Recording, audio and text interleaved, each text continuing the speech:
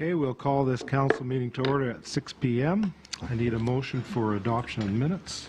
Resolved that the minutes of the regular meeting of council held at the William Gillespie Centre on Monday, February 27th, 2017 be adopted as circulated. Moved by Councillor Buds and seconded by Councillor Draycott. All those in favor? And that's carried. We have no delegations this evening, but we have a couple of hearings. And we'll open the hearing for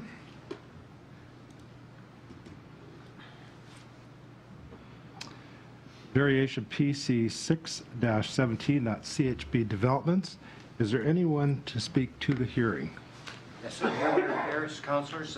Just here if there's any questions in regards to this variation, I'm here to answer them. Okay, thank you, Mr. Beers.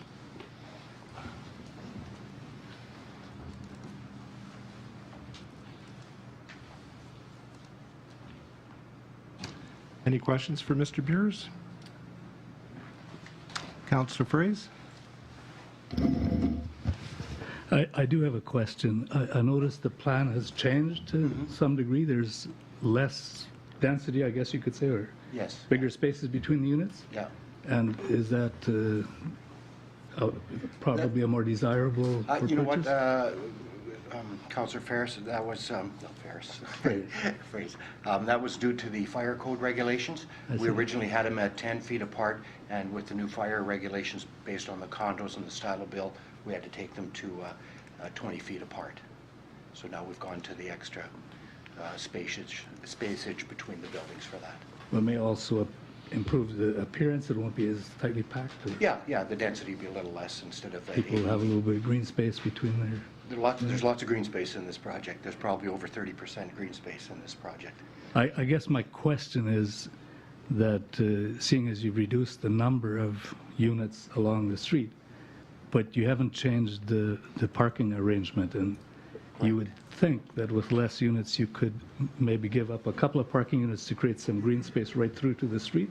Well, it still has the, you still need that same amount of parking. It's just that we will not have a parking area within the, inside of the complex now on the west side.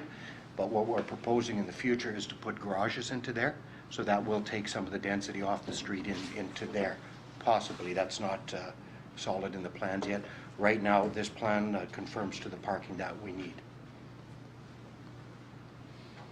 Oh, I see. You used to have parking at the east end as well. Yeah, well, we've got parking on Stanley, 4th Avenue, and then 5th Avenue on those three areas, exactly the same as we've had before. So that will absorb the parking that we have now. But before, with the extra units, then we had a parking lot on the west side within the boundaries of the property in the past. I see. I guess I'm maybe just a little bit disappointed. I was hoping that maybe you could take just the objections I had 2 years ago was it just is too packed of a looking like a cars parked side by side all the way along the street in it. Well, I think if you head into any city, go into the city of Winnipeg, I'm sure that's what you see there too. It's very seldom.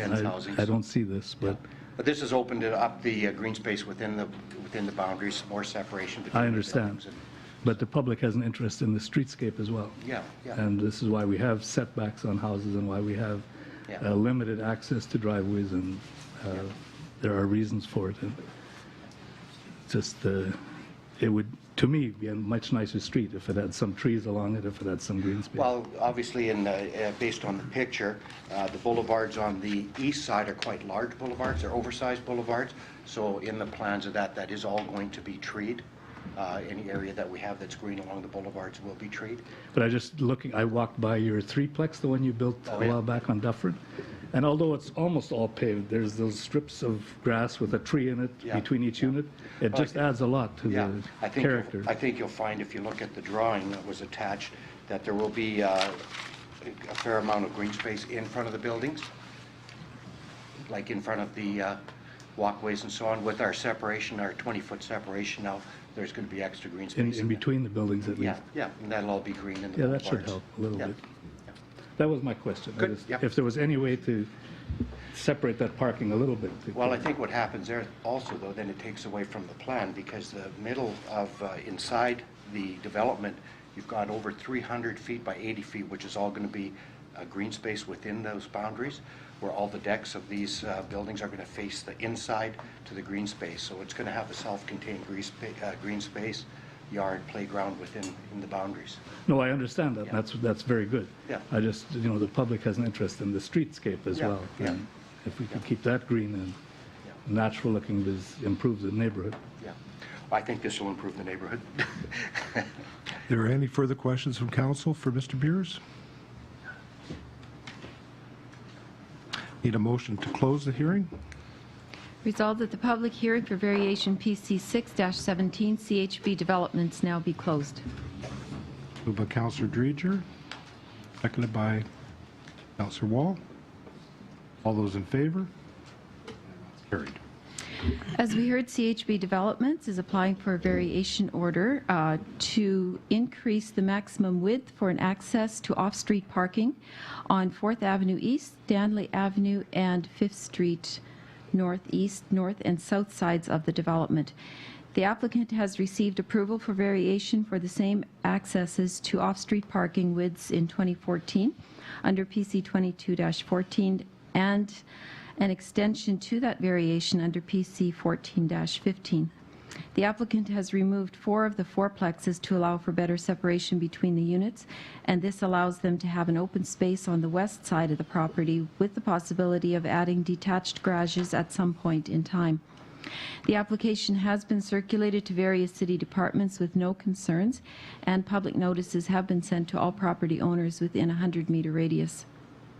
The recommendation is that the Council of the City of Portage to Prairie approve the variation request of CHB Developments Limited to vary the maximum width of 10.7 meters for an access to off-street parking to be increased to 133.8 meters for 4th Avenue East, the maximum width of 10.7 meters for an access to off-street parking to be increased to 126.18 meters for Stanley Avenue, the maximum width of 10.7 meters for an access to off-street parking to be increased to 26.2 meters for 5th Street Northeast, north and south sides of the development, and street to be used as an aisle to all parking areas at the property, which is legally described as parcels A, B, C, D, E, and F, Plan 57474, Parish of Portage la Prairie, and I so move.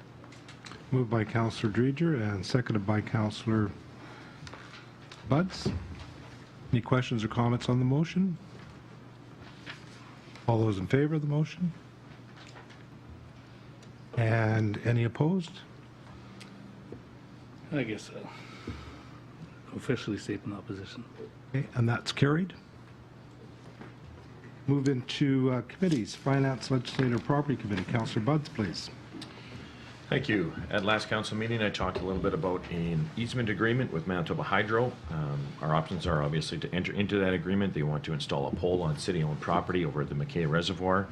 It is a recommendation of the Finance Committee, and I so move that the Council of the City of Portage Prairie authorize the Mayor and Manager of Administration to sign an easement agreement with Manitoba Hydro for the installation of a pole and overhead line on city property described as Part River Lot 57 as indicated on the attached drawings. Moved by Councillor Buds and seconded by Councillor Dreger. Any questions or comments on the motion? All those in favor of the motion? And that's carried. And that concludes my report. Thank you, Councillor Buds. Community Services, sorry. City Plan and Economic Development Committee, Councillor Dreger, please. Thank you, Your Worship. We have attached the January 27 building report, and I imagine that was reviewed at committee at last council meeting, which I missed. There's not much on that report yet, but with spring around the corner, I imagine those numbers are going to be increasing here very shortly. Thank you, Councillor Dreger. And Community Services, Councillor Fraze, please. Thank you, Worship. Community Service Committee has nothing to report. Thank you. Waterworks Committee, Councillor Wall. Waterworks Committee has nothing to report, Your Worship. Thank you. Transportation Committee, Councillor Draycott. Thank you, Your Worship. Transportation Committee has nothing to report. Thank you. And Councillor Espy, Public Safety Committee, please. Thank you, Your Worship. Just the one item is RFP for self-contained breathing apparatus. In 2017 budget, a capital expenditure request was made to replace the fire department's existing self-contained breathing apparatus. The current breathing apparatus are coming to the end of their 15-year life cycle, and the air cylinders can no longer be filled. The proposal was to include 20 SCBA units, 44 45-minute high-pressure air cylinders, 20 face pieces with additional 16 optional, 4 confined space hip packs, and 2 rapid intervention rescue team kits. RFP 2016 PS001 for the supply and delivery of the SCBAs was submitted on November 30th, 2016 with a closing date of December 16, 2016 at 3 p.m. local time. A total of 4 proposal packages were given out to prospective bidders. The following packages were returned. Reliant Action Limited, Honeywell Titan, $145,326. ABC Fire and Safety, $170,916.47. And Levitt Safety Limited, $188,111.24. An evaluation committee was formed to evaluate the proposals in each of the 3 different brands of SCBA. Demonstration SCBA were supplied by the interested dealers to a committee and members of the fire department to evaluate and critique based on ease of use of all components, comfort and fit, quality of voice amp communication, and general overall opinion. The evaluation committee also took into consideration overall price, service, warranty, and SCBA brand reputation in the province and Canada. Although each of the SCBA brands had pros and cons, the majority of the fire department members preferred the MSA G1 over the other brands based on fit and comfort, ease of use, ease of cleaning the face piece, as there are no electronics fitted in the masks. The MSA warranty was superior to the competitors. In fact, the electronic voice amps were separate from the mask and have a 15-year warranty as compared to 3 years on the Honeywell and 1 year on the Scott. The MSA SCBA product is also well known and used throughout the fire departments in Manitoba and Canada, with an 85% majority of fire departments using the MSA brand SCBA in Manitoba. There's currently only one other fire department in Manitoba using the Honeywell Titan. We currently have 1 full-time member who failed the face piece fit testing on our current Honeywell SCBA. We had to purchase a new MSA G1 system for him in order for him to pass the face piece fit test and comply with the workplace health and safety standards. Having different types of SCBA systems in our department will affect the operation of providing confined space technical rescue aerial platform operations in any fireground operation where SCBA are needed. If we don't purchase the same system, the full-time member will have to carry his own SCBA unit and be limited because the other systems are not compatible to each other for use. The final condition of sale will depend upon successful quantitative face piece fit testing for all full-time and part-time firefighters of the Portage Fire Department to be conducted as soon as possible after the award of the proposal. It is the administrative recommendation, and I so move, that the Council of the City of Portage Prairie authorize awarding of the proposal for the supply and delivery of self-contained breathing apparatus to ABC Fire and Safety at the submitted price of $170,916.47, excluding taxes. Moved by Councillor Espy and seconded by Councillor Fraze. Any comments or questions on the motion? All those in favor of the motion? And that's carried. And that concludes my report. Thank you. We have no deferred business. However, we do have some new business. We have a request from the Potato Festival. Councillor Fraze, please. Thank you, Your Worship. The issue here is to provide the Potato Festival Committee with a letter of support which deems that festival to be the city's signature event for the purpose of obtaining funding. The Potato Festival Committee applied for federal funding for this year's festival but did not receive as much as they hoped. They are able to apply for a provincial grant if they can show that the Potato Festival is the community's signature annual event. Application deadline is March 15th.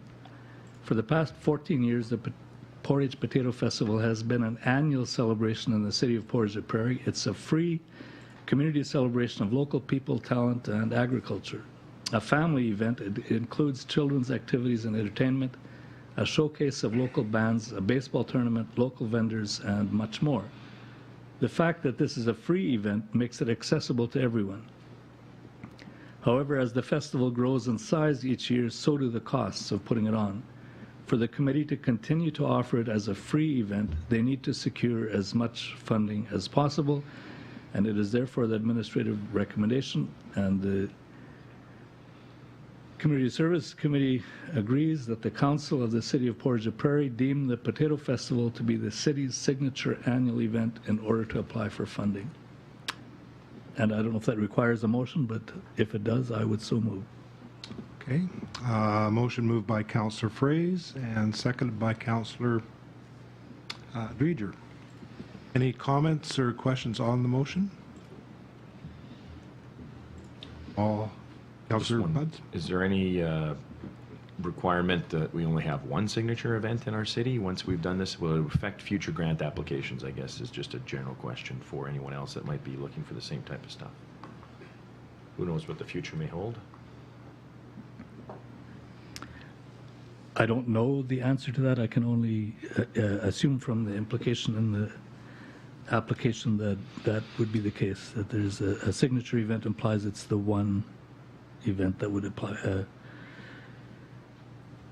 qualify for that status.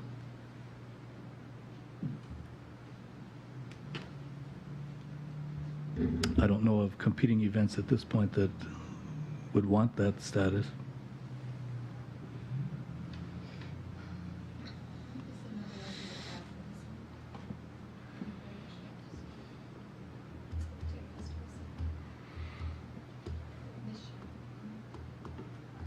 I guess the question is, does it impact, this is provincial funding that they're talking about, and will this have an impact on other provincial funding for other, there's a lot of activities that go on, and a lot of times they involve partners, provincial or the federal level.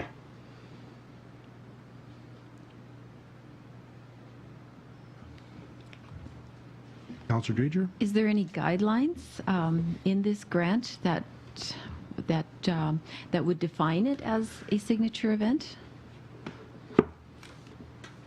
Like when they're applying for this grant, is there any guidelines that say it has to be run for so many years in one community for it to be a signature event, or it has to attract so many people in order for it to be a signature event? Is there anything like that in their guidelines that? Okay. Well, I guess it's an annual grant, and if it's something that was required to be approved from the city on an annual basis, that then gives you the flexibility. If the city council wanted to say maybe it's not our signature event, it's something that we just don't deem it the next year. So our support can be on a one-year basis. That would cover it off likely. I think it's a great event. I think we should support it. I just want to make sure that it's not something that the city or the province looks like in the future and says, well, there's Potato Festival is the one thing that's going on in Portage when it might not be. Good point. Okay, any other questions or comments on the motion? All those in favor of the motion? And that's carried. Another piece of new business, and that's Waterworks. Councillor Wall, please. Yes, Your Worship. This has to do with the tender award for the supply of water treatment chemicals. There are nine different chemicals that were tendered for here. The tender was posted on the city page and electronically posted on the city's webpage. 11 copies of the tender were sent out and 7 submissions received. The tender closed at 2 p.m. February 21st, 2017. The contract is to supply the treatment chemicals for a one-year period from March 1st, 2017 to February 28, 2018. The tender award should be issued for each individual chemical based on the one-year pricing of the lowest bidder for each chemical. Some chemicals are only shipped in bulk quantities, and in some cases we must purchase more than a year's quantity. For example, cationic coagulant. In other cases, we will have significant inventory on site and a full year's supply has not been tendered. This is why the estimated annual cost below is not exactly the same as the one-year tender price. Below is a comparison of the budget to estimated annual cost for each chemical. Chemical expenditures are expected to be reasonably close to budget estimates with the exception of lime and sodium hydroxide, which are approximately 18% and 16% respectively higher.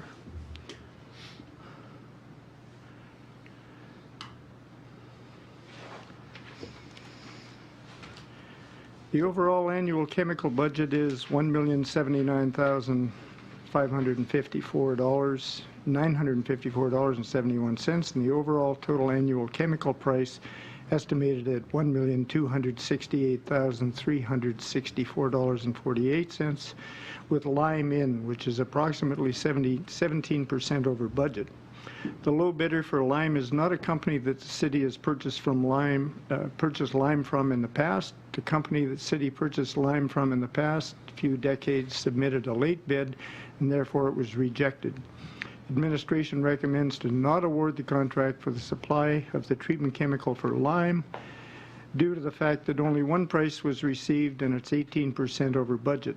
Administration consulted with the city's legal advisor, and the advice was given that the city could re-tender for the lime due to the fact the price is over budget and also well above historical pricing. Administration will reissue the tender for the supply of lime immediately upon receiving direction from council. It's anticipated the city will receive a bid from at least one other company. The recommendation is, and I so move, that Council of City of Portage La Prairie award contracts for the supply of chemicals for the water treatment plant for a one-year period as specified in Tender 17 OPS 004 to the following companies for the respective chemical product for their submitted tendered price, including GST, as follows. So potassium permanganate to Cleartech, chlorine Cleartech, fluoride to Cleartech, polyaluminum chloride to Border Chemical, phosphoric acid Brentag, dry anionic polymer to Cleartech Industries, sodium hydroxide to Brentag, and cationic coagulant to Cleartech Industries, and that the tender for the supply of lime not be awarded and be reissued. You so move. I so move. Thank you, Councillor Wall. Moved by Councillor Wall and seconded by Councillor Dreger.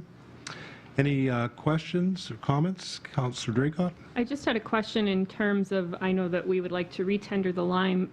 Was the same consideration given to the sodium hydroxide as well, given that it was well over what we had budgeted for, or was that a different situation? I would refer you to Kelly Braden.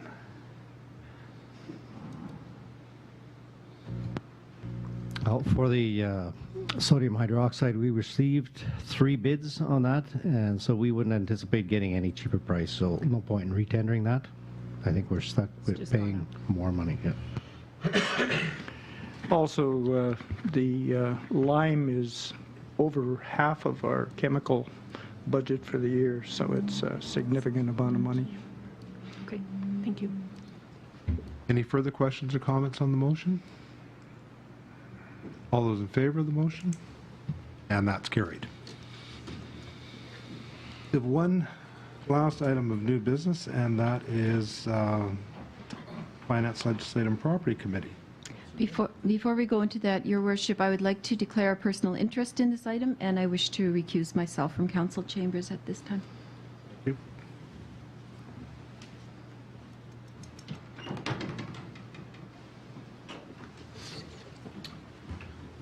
All right, new business item is the sale of property, an offer to purchase the east half of Francis Street, 5315957 Manitoba Limited.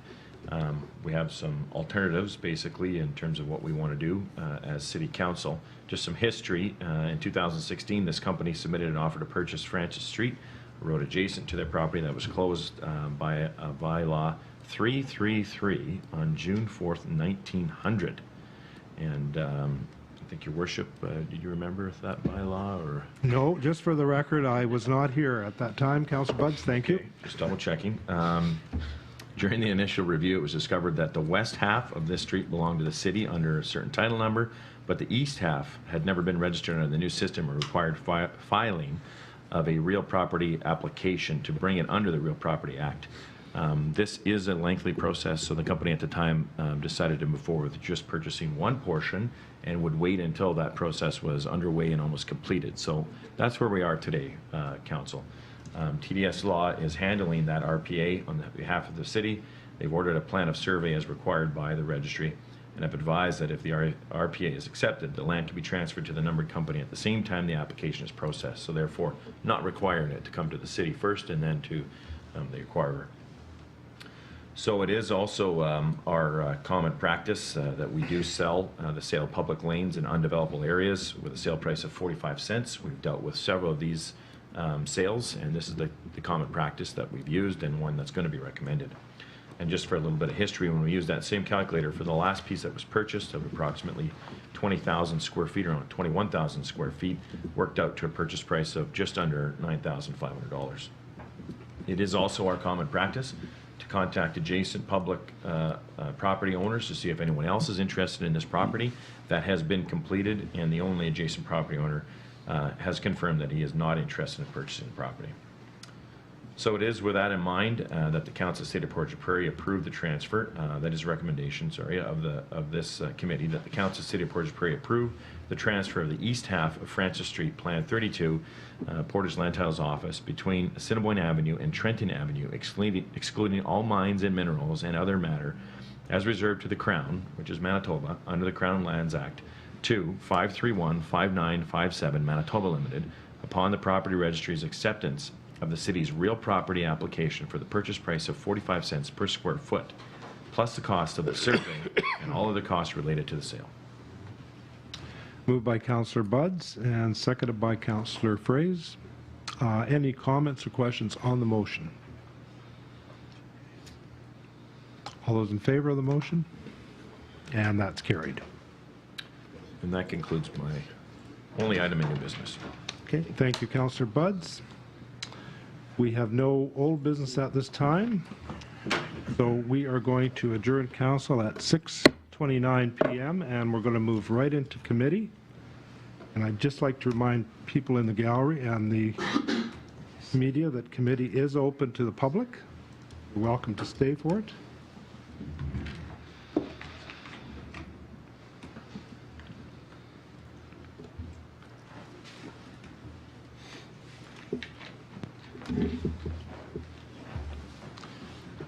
Okay, and we'll call committee to order at 6:30 p.m. Finance, Legislative and Property Committee. Councillor Buds, please.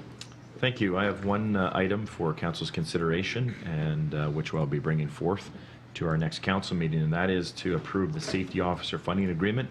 Again, just a bit of a history here. This is not a very new position to the city, but one that we were able to fund with our partners at the RM, as well as a relationship that we had with the PRRA. So we originally had paid 60% of the safety officer's salary, and the PRRA and the RM each paid 20%. And so we've had the safety officer do presentations here, and they're very well done, very thorough, and definitely, given the size of our organization, something that we need to continue to promote and maintain here. The same feeling is held at the PRA, as they would like to continue with the agreement for 17 and 18, but the RM did notify the city that this is something that they would like to internalize within their municipality and train from within, and therefore would not be contributing as a partner to this agreement going further. So we basically now have the decision to fund a bit more, which their amount, that 20% equated to about $14,000. So my recommendation will be that we continue to have this position offset by the 20% from the PRRA only, and the rest of it is funded by us at the city.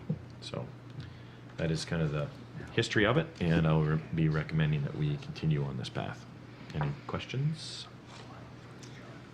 Councillor Draycott? I guess just a question in terms of, is it worthwhile to keep the safety officer on for those extra 4 days a month? Is there substantial enough work for that to be a viable option for us?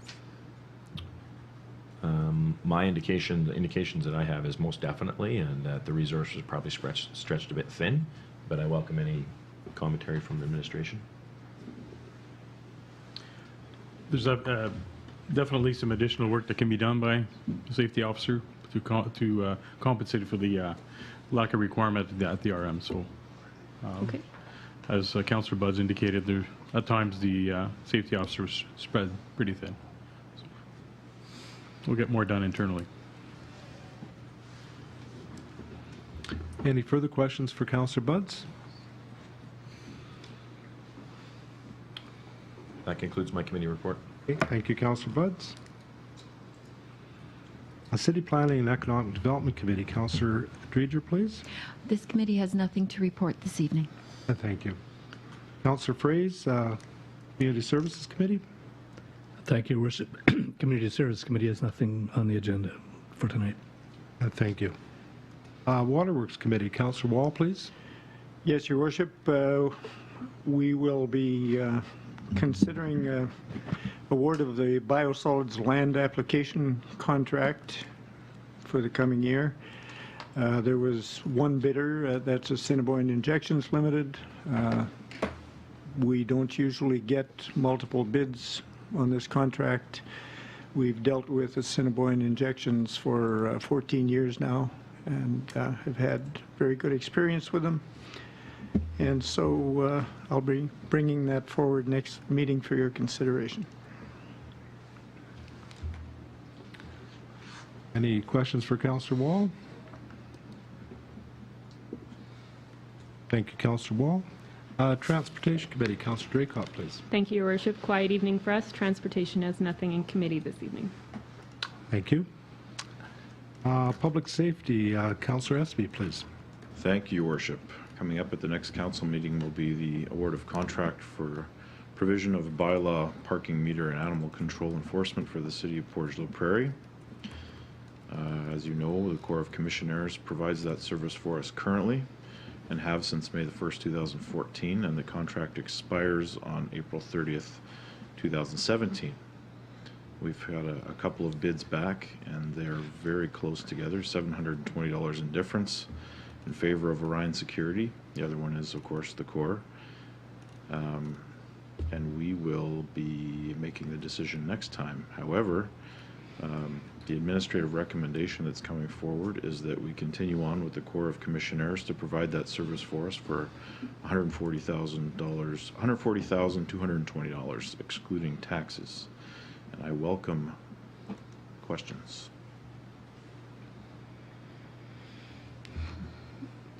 Go ahead. Sorry, Councillor Draycott. Okay.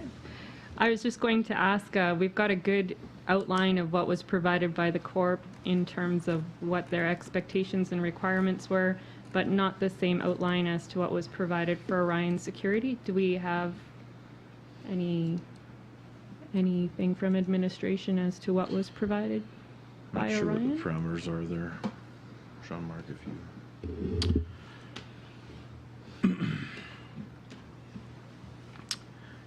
Definitely, the submissions by both the Corps and Orion were not comparable. The information provided by the Corps was significantly more in depth, a lot more understanding of what the service provided, the training provided, the support administratively, and the supervisions provided, much more in depth with the Corps' submission. Was very light in terms of information provided by Orion. That's as much as I can say at this point. Okay. Councillor Budge, you had a question. Should have asked it first. Sorry. That's exactly what I was going to ask. Well, look at that. Great minds. I think that there is worth, before we make a decision on this, is having a little bit more information. And you know what? I think that we do have a good relationship with the Corps. However, it's easy to resubmit the expectations and the deliverables when you've already been in the position. Mm-hmm. And so you have the benefit of knowing what the situation is, and therefore being as comprehensive as possible is much easier. So I think that it's worth definitely having some additional information for consideration. True. Yes, it is worth having some additional information. That being said, was the RFP outlined pretty in depth of what was required and asked for? Okay. You were provided a Yes, copy of it, yeah. and you were also provided a copy of both submissions, so Well, it I'm sure may- you could comment on. Yeah, I can. One was definitely had a lot more information contained within it. And I'm wondering if there would be an opportunity for council to see those as well. We can certainly provide that information, those documents.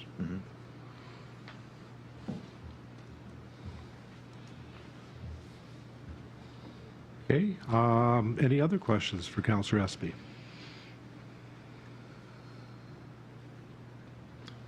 Then I guess that concludes my report. Okay, thank you, Councillor Espy.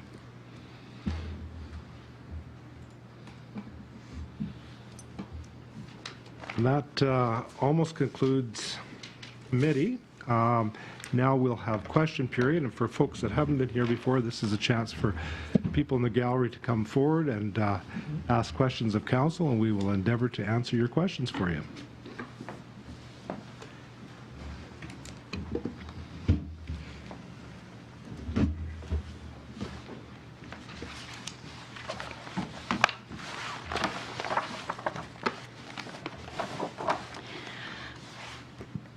My question is in regards to 7.1 of the committee meeting, the RFP for the bylaw, parking meter, and animal control enforcement.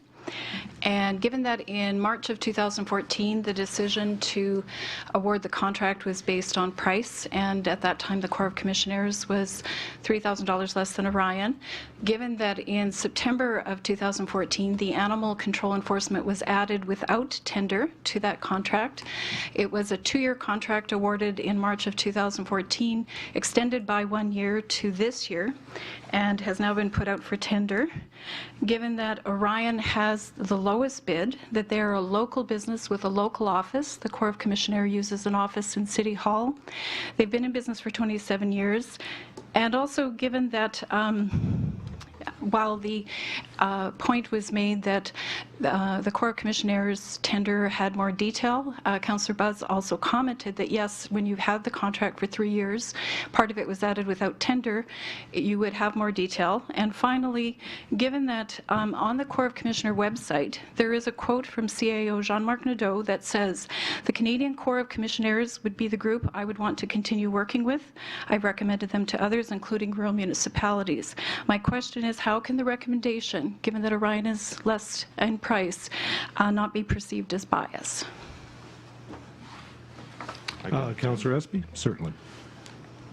Well, I must correct you because I remember when that contract was initially awarded and it came down to more than just price. There was a scoring system on that RFP. It was more than just price that was helped us make that initial decision to go with the Corps. So, do you have a question beyond that?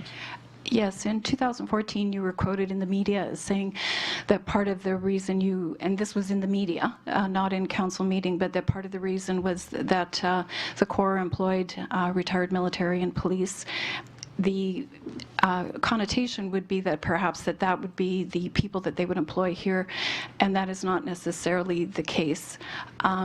And so I have seen the breakdown point system for the tender, and yes, 30% of the points are based on price, but there is also points based on the profile of the company and the staff, and also within the documentation from administration, they discuss the fact that the Corps would provide 40 hours of training free to their staff. Orion security staff are already certified or licensed. I'm not sure the appropriate term, security guards, so they already have that training. So again, those are my questions, but also the concern that this quote on the Corps of Commissioners website has long been there to show that there is a perceived bias.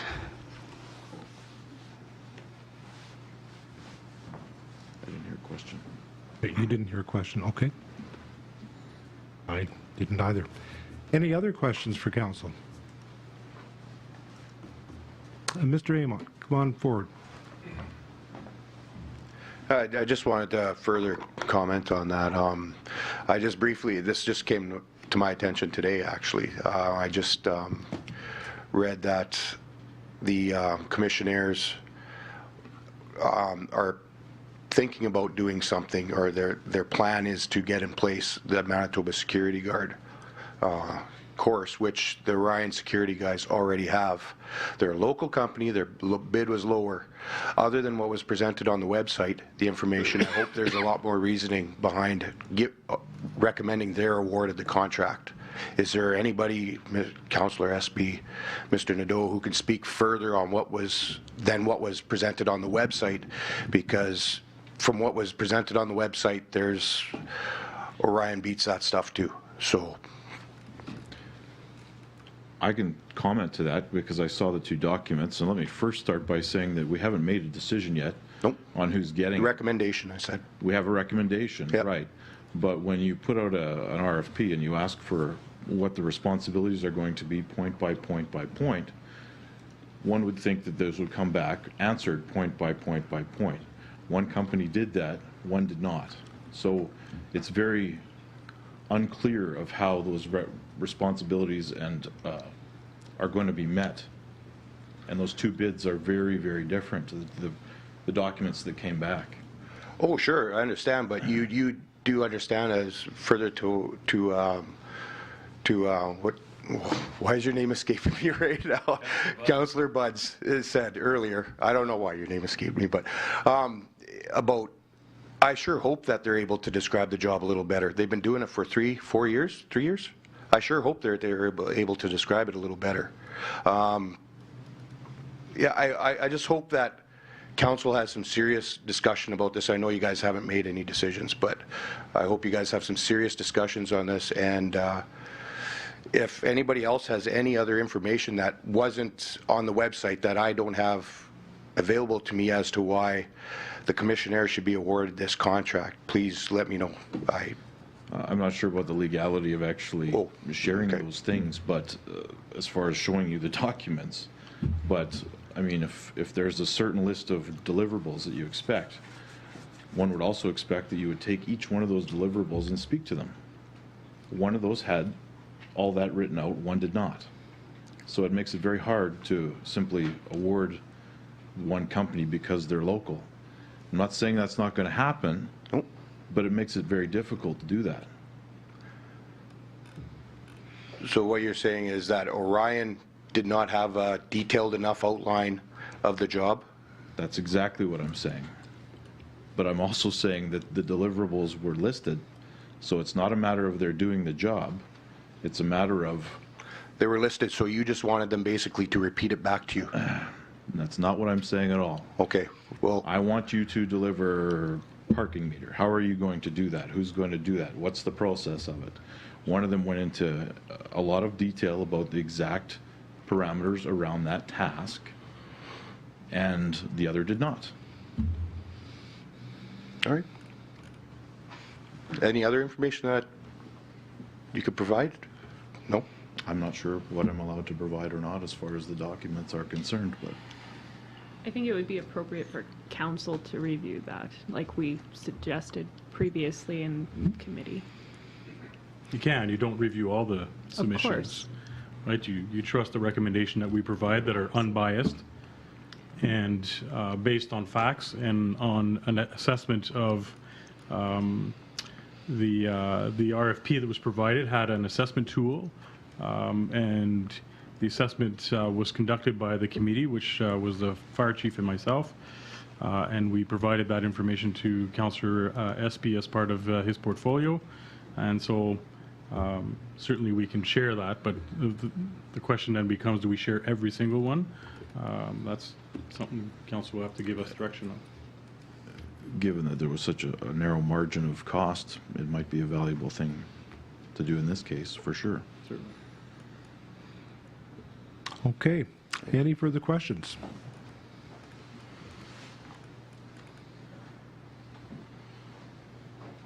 Okay, well, committee is adjourned at 6:45 p.m.